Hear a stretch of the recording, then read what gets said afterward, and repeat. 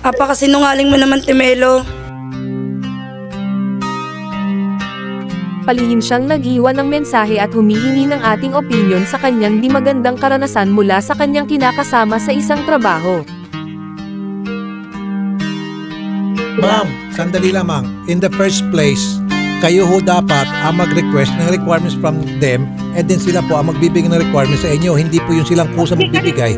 Sandali ma'am. And then pangalawa ma'am, kahit wala kayong kinakaltas sa kanila for the benefits, still, dapat kayo po ang gagawa ng paraan. Hindi porket wala kayong kinakaltas, lusot na kayo. Hindi po.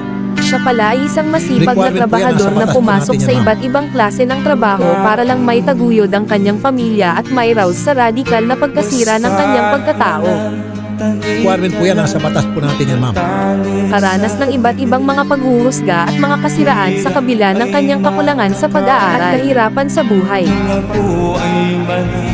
Ano pa po yung sir, nireklamo nila? Ma-attempt ba ninyo na makihati sa negosyo at ibuhos ang lahat ng pinahihirapan nyo kung ang inyong kaati ay walang ginagawa kundi bilangin ang kikitain sa bawat araw at uagaliin ang bagay na hangarin ng higit sa kinikita na inyong pinahihirapan habang siya ay nakaupo lang at kayo ang nagpapakapagod. Pakinggan mo yung side ko, te. Pakinggan mo yung side ko. Pumasok ako dyan, kompleto requirements ko. Gusto mo iharap ko si Kuya Jonel sa'yo? Si Dan. Lahat, buo requirements ko dyan. Bagong renew lahat ng requirements ko nung pumasok ako dyan. Oh, yun naman pala Miss Melody, kompleto requirements pala itong sila. Sa kanayang estado ngayon ay komplikado ngunit patuloy siya lumalaban sa pagsubok ng kanyang buhay. At salamat ng marami sa nakasubaybay sa paksa natin. Ako ang inyong lingkod si iStory, naghahatid ng makabuluhang teorya at katotohanan mula sa inyong mga saluban at karanasan sa buhay.